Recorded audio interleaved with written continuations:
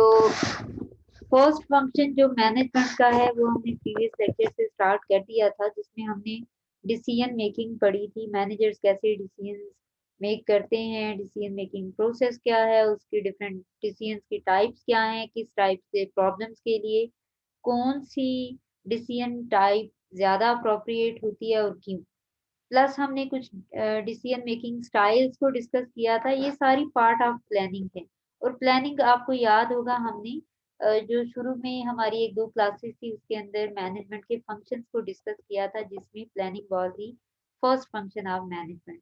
तो बेसिकली हमने मैनेजमेंट को इंट्रोड्यूस करने के बाद उसकी बेसिक चीजें, ऑर्गेनाइजेशन, मैनेजमेंट, मैनेजर्स, उनको अंडरस्टैंड करने के बाद finally we have started the functions of management. तो उसमें हमने डिसीजन मेकिंग पढ़ा। आज हम कुछ और प्लानिंग के एस्पेक्ट देखेंगे, जिसको कि ओवरऑल हम फाउंडेशंस ऑफ प्लानिंग कहते हैं। फाउंडेशन, जब बात, जो वर्ड है आपको पता होगा कि फाउंडेशन का मतलब होता है बुनियाद, बेसिक्स। प्लानिंग की फाउंडेशन है, दैट मीन्स कि वो ऐसी कौन सी बेसिस हैं जो कि प्लानिंग के लिए इम्पोर्टेंट होती हैं, जो कि वेरी इनिशियल स्टेप्स होते हैं in any kind of planning. तो first of all we need to learn about planning के प्लानिंग होती क्या है, किसको कहते हैं। Planning involves defining the organisation's goal. एक तो ऑर्गेनाइजेशन के गोल आपने डिफाइन करने हैं। मैनेजमेंट में जब भी डिफाइन का वर्ड गोल्स के साथ आता है, दैट मीन्स कि आपने गोल्स को सेट करना है कि आप अचीव क्या करना चाहते हैं। तो सबसे पहले तो ऑर्गेनाइजेशन जो एग्जिस्टेंस में आई है वो करना क्या चाहती है। जैसे आपको याद होगा, हमने फिजिकल क्लासेस में डिस्कस किया था बिम्स का गोल, कि बिम्स जो है wants to provide the quality of education to a specific group of students. तो ये हो गया ऑर्गेनाइजेशन का गोल, ये गोल डिफाइन हो गया। उसके बाद establishing strategies for achieving those goals. अब स्ट्रेटजीज आपने डेवलप करनी है उन गोल्स को अचीव करने के लिए। स्ट्रेटजीज कहते हैं जब आप गोल सेट करते हैं तो किस तरीके से अचीव किया जाएगा, गोल अचीवमेंट की जो प्लानिंग है। जैसे हमने उसी क्लास में डिस्कस किया था कि provision of quality of education to the students, ये हमारा बिम्स का गोल था। और उसके लिए हमने स्ट्रेटेजी प्लान की थी कि हम चूंकि एफिलिएट हैं, तो we are not competing the major and mature size universities. तो उसकी बजाय फिर हमने देखा कि कंपटीशन मार्केट में कितना है, स्टूडेंट्स जो हैं उनका जो एडमिशन के लिए प्रेफरेंसेस हैं वो यूजुअली बड़ी यूनिवर्सिटीज होती हैं। लेकिन उसके बाद there is a group of students जो कि जिनकी परसेंटेज 50 तक है या नियर 50 है, तो या 50 अबव है, तो उनके लिए बाकी जो बड़ी यूनिवर्सिटीज हैं वहाँ पे compete करके ब्रिलियंट स्टूडेंट्स के साथ वहाँ पे एडमिशन अवेल करना थोड़ा इम्पॉसिबल सा लगता है। तो ऐसे स्टूडेंट्स के को क्वालिटी ऑफ एजुकेशन प्रोवाइड की जाए, और उस क्वालिटी ऑफ एजुकेशन को इंश्योर करने के लिए जो है वो MS PhD जो टीचर्स हैं उनको हायर किया जाना चाहिए। और हर एक डिपार्टमेंट में, हर एक स्पेशलाइजेशन के कम से कम एक से दो टीचर्स, या बिम्स में देखें तो तीन तीन टीचर्स मौजूद हैं, ये हायर किए जाएं। तो ये स्ट्रेटेजी थी। फिर ये कि वो वाले क्वालिटी ऑफ एजुकेशन प्रोवाइड करने हैं, तो आपके स्टूडेंट्स जो हैं वो उतने ज़्यादा हार्ड वर्किंग नहीं हैं। तो इसके लिए वो प्रोग्राम्स ऑफर किए जाएं जो कि वो इजीली ग्रैब कर पाएं, और अगर उनको थोड़ा बहुत एफर्ट्स उन पे ज़्यादा यूटिलाइज की जाएं तो वो उस डिग्री को आसानी से जो है अवेल कर सकते हैं, वो उन सब्जेक्ट्स को आसानी से पढ़ सकते हैं, समझ सकते हैं। तो हम क्वालिटी ऑफ एजुकेशन जो है उसको प्रोवाइड कर सकते हैं, अपने गोल को अचीव कर सकते हैं। ये स्ट्रेटेजी थी। तो ये प्लानिंग ही चल रही है, करना क्या है, किस तरह से करना है। Then third element is developing plans to integrate and coordinate work activities. आपने जो गोल सेट किया कि क्वालिटी एजुकेशन प्रोवाइड करनी है, और उसके लिए वो किस तरीके से प्रोवाइड करनी है, उसके लिए फिर आपने देखा कि एक सेमेस्टर के अंदर ये सब्जेक्ट होने चाहिए, दूसरे सेमेस्टर में ये, तीसरे में ये। अगर कोई बच्चा ड्रॉप होता है या किसी बच्चे का कोई कोर्स फेल होता है, तो उसके लिए क्या लाया अमल होगा या किस तरीके से उनको हम कंसिडर करेंगे, उनको अपॉर्चुनिटी देंगे, क्या सारा मामला होगा। तो जब आप एक लॉन्ग टर्म गोल को, जैसे आप कहते हैं कि 5 साल में हमने इतने नंबर ऑफ कस्टमर्स को इंक्रीज करना है, तो फिर आप डिवाइड करते हैं कि 5 साल बाद तो हम नहीं देखेंगे कि क्या उतने कस्टमर्स हमारे इंक्रीज हुए हैं या कि नहीं। हम देखेंगे सालाना बेसिस पे, उन 5 साल के गोल को हमने सालाना बेसिस के प्लान्स में कन्वर्ट किया, टारगेट्स में कन्वर्ट किया कि 1 साल के अंदर कम से कम 1% या 1.5% कस्टमर्स इंक्रीज करने चाहिए। वो किस तरीके से अचीव किए जाएंगे? ऑफ कोर्स जब सारे डिपार्टमेंट्स आपस में कोऑर्डिनेट कर रहे होंगे, आपस में उनकी इंटीग्रेशन होगी। तो जो भी काम एक ऑर्गेनाइजेशन के अंदर हो रहे हैं और जो वर्कर्स वो काम कर रहे हैं, उन सब की कोऑर्डिनेशन और इंटीग्रेशन की के साथ साथ अप्रोप्रिएट स्ट्रेटेजी और प्लानिंग करते हुए आप अपने जो सेट गोल्स हैं उनको अचीव कर सकते हैं, या उनकी बेस पे आप गोल्स को सेट करते हैं। क्या करना है, किस तरह से करना है, क्या अचीव करना है, वो गोल सेट करना है। That's all about planning. It is concern with both ends and means. Ends की बात की जाए तो ये व्हाट होता है, व्हाट टू अचीव, जो आपका गोल है, जो आपका एंड रिजल्ट है, जो आप चाहते हैं। एंड मीन्स किस तरह से वो गोल अचीव करेंगे, किस क्या करना पड़ेगा, ways and procedures and rules regulation इसके अंदर आ जाएंगे। नेक्स्ट यहाँ पे क्वेश्चन आता है कि when we are learning about the planning, तो ऑर्गेनाइजेशन के पॉइंट ऑफ व्यू से हम पढ़ रहे हैं प्लानिंग का इम्पोर्टेंट रोल क्या है, मैनेजर्स को प्लानिंग करना क्यों चाहिए। तो इसकी एक सिंपल सी एग्जांपल, आप अगर प्लान नहीं करते हैं अपने स्टडीज को, कि हम जो है डेली बेसिस पे नहीं तो वीकली बेसिस पे जो है कम से कम उस वीक का जितना भी हमने कोर्स पढ़ा होगा डिफरेंट क्लासेस के अंदर, उस सब को कम से कम एक दफा हमने इस तरह से पढ़ना है कि हमें वो चीजें समझ आ जाए, उसमें कोई कंफ्यूजन ना क्रिएट हो, कोई भी ऐसे एम्बिगुअस कॉन्सेप्ट ना हो जो कि हमें क्लियर ना हो, ताकि पेपर के वक्त हमें सिर्फ उसको एक दफा गो थ्रू करना पड़े, उसको जीरो से अंडरस्टैंड ना करना पड़े। अगर तो आपने प्लान किया हुआ है तो of course you will be achieving your target, अपने सीजीपीए को, अपने जीपीए को आप इम्प्रूव कर रहे होंगे, अपना जो एक प्लान है उसके थ्रू स्टडी कर रहे होंगे, तो अपने जीपीए को आप इम्प्रूव कर पाएंगे। लेकिन अगर आपने प्लान नहीं किया हुआ, at the end of day आप जो है वो पेपर वाले दिन अगर स्लाइड्स ओपन करते हैं, तो पहले तो आपको सवाल ही नहीं समझ आएगा, फिर आप देखेंगे कि कौन सा चैप्टर जो है उसके अंदर ये वाला टॉपिक है जिससे पेपर आया है, फिर आप क्वेश्चन आया है, फिर आप देखेंगे कि वो टॉपिक क्या है, उसमें आगे जो फर्दर कॉन्सेप्ट है वो कौन कौन से, अच्छा जी इससे क्वेश्चन आया है, आप देखेंगे वो किस तरीके से अटेम्प्ट करना है, और फिर वो हुआ अगर कंसेप्चुअल, तो सोने पे सुहागा। आपके लिए फिर जो ग्रेड आपने अच्छे अचीव करने थे वो आपका गोल अचीव नहीं हो पाएगा। तो इसलिए प्लानिंग इम्पोर्टेंट है। सिमिलरली ऑर्गेनाइजेशन ने तो इतनी ज्यादा इन्वेस्टमेंट की हुई होती है लाखों करोड़ों में, तो उनकी इन्वेस्टमेंट वेस्ट हो जाएगी अगर वो प्रॉपर प्लानिंग नहीं करेंगे। तो प्लानिंग के लिए मैनेजर्स आर देयर, क्योंकि वो सारी ऑर्गेनाइजेशन को या डिफरेंट मैनेजर्स डिफरेंट डिपार्टमेंट्स को मैनेज कर रहे होते हैं, या डिफरेंट यूनिट्स को डिफरेंट फर्स्ट लेवल मैनेजर्स, आपने पढ़ा होगा हायरार्की ऑफ मैनेजर मैनेजमेंट में, वो उनको जो टेक्निकल मैनेजर्स हैं, सुपरवाइजर्स हैं, जो फोरमैन्स हैं, वो उनको मैनेज कर रहे होते हैं। तो इसलिए उनको प्लान करना पड़ेगा कि व्हाट इज अवर टारगेट, और उसको कितने टाइम के अंदर कितने रिसोर्सेज को यूटिलाइज करते हुए हमने किस तरह से अचीव करना है। तो जब तक प्लान नहीं होगा तब तक पता ही नहीं चलेगा कि हम ठीक कर रहे हैं या नहीं ठीक कर रहे, या कितने टाइम तक हमें कितने रिसोर्सेज यूटिलाइज करके कितना टारगेट अचीव कर लेना चाहिए। तो जब तक प्लान नहीं होगा आप अपनी प्रोग्रेस को भी मॉनिटर नहीं कर पाएंगे।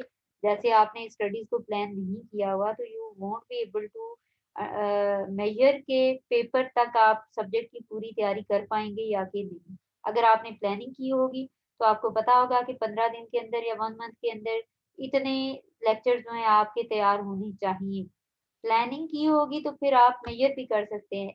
अगर आपने उस हिसाब से उतने ही चैप्टर्स प्लान किए हुए हैं, दैट मीन्स के देयर इज अ श्योरिटी कि आपके अच्छे ग्रेड्स आएंगे। अगर आपने ऐसे प्लानिंग नहीं की हुई है तो फिर तो आपको आप मॉनिटर भी नहीं कर सकते हैं कि आप ठीक से जो है वो सेमेस्टर के एंड तक सारे लेक्चर्स प्रिपेयर कर पाएंगे या कि नहीं, उसमें सर्टेनिटी और रिस्क बहुत ज्यादा हो जाता है। तो managers that's why plan for the organisation, और उनके लिए क्यों जरूरी है कि वो प्लान करें, क्योंकि planning provides direction to managers and non managers alike. अब मैनेजर्स हैं या नॉन मैनेजर्स हैं, दोनों के लिए प्लानिंग डायरेक्शन प्रोवाइड करती है। जब आपने प्लान किया होगा कि क्या करना है, कितना पढ़ना है, किस तरह से पढ़ना है, तो फिर आप उस हिसाब से चल रहे होंगे। और जब मैनेजर्स ने प्लान किया होगा कि हमारा गोल क्या है, हमने अचीव क्या करना है, उसके लिए कौन कौन से एम्प्लॉयज हमें चाहिए होंगे, उनमें क्या स्किल्स होनी चाहिए, कितने रिसोर्सेज हमें चाहिए होंगे, कौन से रिसोर्सेज चाहिए होंगे, कहाँ से चाहिए होंगे, उनको कहाँ से अरेंज करना है, उनको हमने कन्वर्ट किस तरीके से करना है। अगर रॉ मटेरियल को आप एक फुल जो फाइनल प्रोडक्ट है एंड यूजर के लिए उसको तैयार करने के लिए, अगर रॉ मटेरियल को आप मोल्ड कर रहे हैं या प्रोसेस कर रहे हैं, तो आपको पता होना चाहिए। तो ये डायरेक्शन प्रोवाइड कर रही होती है प्लानिंग। तो इससे मैनेजर्स को समझ आती है कि हमने क्या अचीव करना है और किस तरह से अचीव करना है, और फिर वो इजीली अपने गोल्स को अचीव कर पाएंगे। और इसी तरह से वो अपनी एक्टिविटीज को कोऑर्डिनेट कर पाएंगे कि जैसे एक सप्लायर है, वो रॉ मटेरियल लेके आता है वेयर हाउस में या गोदाम में, गोदाम से अब रॉ मटेरियल उठवाना है, फैक्ट्री भेजना है, प्रोडक्शन डिपार्टमेंट भेजना है, तो वो पहले वाला जो प्रोडक्शन हाउस में या प्रोडक्शन डिपार्टमेंट में मटेरियल पड़ा हुआ है, वो जब यूज होगा तब ही गोदाम से नया मटेरियल, रॉ मटेरियल शिफ्ट होगा। इसी तरह से प्रोडक्शन डिपार्टमेंट में जब रॉ मटेरियल से प्रोडक्ट कन्वर्ट हो के पैकेजिंग के लिए नेक्स्ट वर्कर्स के पास या नेक्स्ट यूनिट के पास जाएंगी, तो फिर उसके बाद वो नई प्रोडक्ट्स को प्रोड्यूस कर रहा होगा प्रोडक्शन डिपार्टमेंट, और फिर पहले वाली पैकिंग जब कंप्लीट हो जाएगी तो नए वाली जो प्रोडक्ट्स होंगी वो पैकिंग के लिए भेजी जाएंगी, और उसके बाद वो डिलीवरी के लिए जाएंगी। अब स्टोर्स पे अगर तो जितने यूनिट्स चाहिए उतने पड़े हुए हैं, तो फिर आपको जो है वहाँ पे भरमार करने की जरूरत नहीं है। लेकिन वहां से अगर सेल होते जा रहे हैं, दैट मीन्स कि आप अब आपको टाइम पे जैसे जैसे रैक्स खाली होते जा रहे हैं वहां पे अपनी प्रोडक्ट अवेलेबल करनी है, तो आप डिलीवर करते रहेंगे प्रोडक्ट। तो इस तरीके से आप कोऑर्डिनेट कर सकते हैं एक्टिविटीज को, अगर आपने प्लानिंग कर रखी होगी। इसी तरह से एक दूसरे के साथ कोऑपरेशन चल रही होगी and do what it takes to accomplish those goals. अब फिर समझ आएगी कि हमने स्टेप बाय स्टेप क्या करना था, कितने टाइम में क्या काम हो जाना चाहिए था, उतना हम कर पा रहे हैं या कि नहीं। तो डायरेक्शन प्रोवाइड हो रही होती है प्लानिंग के थ्रू। Then planning is providing Planning is reducing uncertainty by forcing managers to look ahead.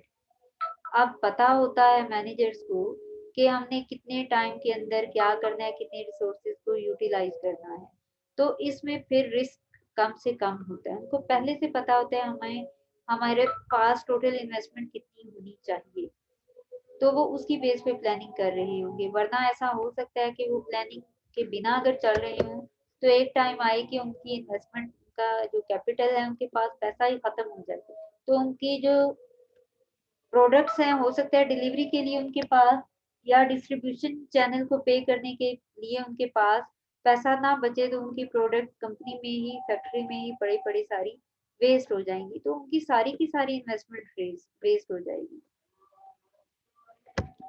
उसके बाद थर्ड जो है that is planning minimises waste and redundancy. जब पता होगा क्या करना है और कितने रिसोर्सेज उसमें यूटिलाइज होंगे, तो उसमें फिर आपके रिसोर्सेज वेस्ट नहीं होंगे। टाइम भी एक रिसोर्स होता है। आप जब प्रॉपर प्लानिंग करेंगे तो आपके डिपार्टमेंट्स की, यूनिट्स की, एम्प्लॉयज की कोऑर्डिनेशन भी आपस में होगी, और उसकी बेस पे फिर ऐसा नहीं होगा कि एक डिपार्टमेंट काम सुस्त कर रहा है और दूसरा डिपार्टमेंट जो है वो उनके लिए वेट कर रहा है, तो वो उनका टाइम वेस्ट नहीं होगा। इसी तरीके से अगर प्रोडक्ट के अंदर कोई डेफिशिएंसीज आती हैं, कोई जो है वो डिफेक्ट्स आते हैं, तो उसको किस तरीके से बेहतर बनाया जा सकता है, ये शुरू में प्लानिंग में ही डिसाइड कर लिया जाएगा। फिर रिसोर्सेज को मैक्सिमम आप किस तरीके से यूटिलाइज कर सकते हैं कि उसमें वेस्ट कम से कम हो, ये आपने प्लानिंग कर रखी होगी तभी आप इसको इजीली जो है वेस्टेज को मिनिमाइज कर पाएंगे। Then fourth is planning establishes the goals or standards used in controlling. अब आपने जब प्लानिंग की होगी तब ही आपको पता होगा कि हमने क्या अचीव करना है, आपका गोल क्या है और उसकी क्वालिटी क्या होनी चाहिए। कोई प्रोडक्ट बनानी है तो क्वालिटी क्या होनी चाहिए, क्वांटिटी क्या होनी चाहिए, कितने टाइम में वो कितने यूनिट्स प्रोड्यूस होने चाहिए, ये आपने पहले से प्लान कर रखा होगा। तो प्लान होगा तो उसकी बेस पे आप चेक एंड बैलेंस रख सकते हैं, आप कंट्रोल कर सकते हैं कि हम ज्यादा प्रोडक्शन कर रहे हैं या कम प्रोडक्शन कर रहे हैं, अगर या सुस्त जो है वो प्रोडक्शन हो रही है तो उसको कैसे स्पीड अप करना है, आप इजीली इसको भी फिर साथ साथ चेंज कर सकते हैं। अब प्लानिंग के इम्पोर्टेंस के बाद वी नीड टू अंडरस्टैंड कि प्लानिंग इम्पोर्टेंट है मैनेजर्स के लिए, हमने पढ़ लिया। अब इसका परफॉर्मेंस के साथ क्या रिलेशनशिप है। प्लानिंग ऑफ कोर्स जब आपने कर रखी होगी तो आपने उस हिसाब से की होगी कि अचीव क्या करना है, उसके लिए क्या करना पड़ेगा। तो formal planning basically is associated with higher profits and returns on assets. जो आपके रिसोर्सेज यूज हो रहे हैं, जो आपकी मशीनरी, आपकी लैंड, आपका कैपिटल यूज हो रहा है, whatever you are using in order to achieve your organisational goals, वो जब टाइम पे प्लानिंग के थ्रू आप कर रहे होंगे तो उसमें डिलेज भी नहीं आ रहे होंगे। ऐसा नहीं होगा कि आपने प्रोडक्ट के लिए डिमांड क्रिएट कर रही है लेकिन आपकी प्रोडक्शन ही कंप्लीट नहीं हुई है, या डिमांड ज्यादा होगी और प्रोडक्शन नहीं हुई है, या डिमांड कम हुई है और प्रोडक्शन ज्यादा होगी, ऐसा नहीं होगा।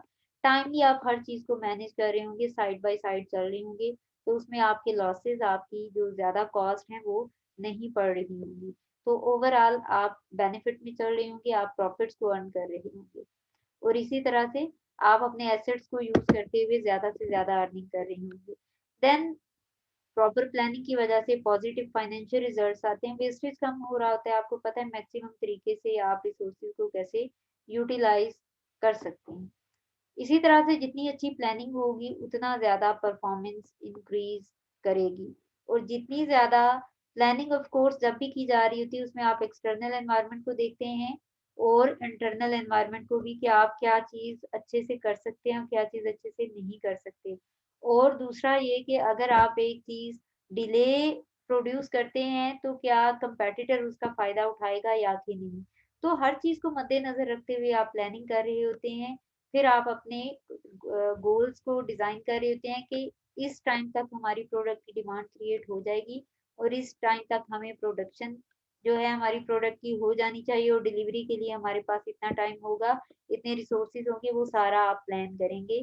तो automatically whatever the organization wants to achieve वो प्लानिंग के थ्रू अचीव कर ली जाएगी।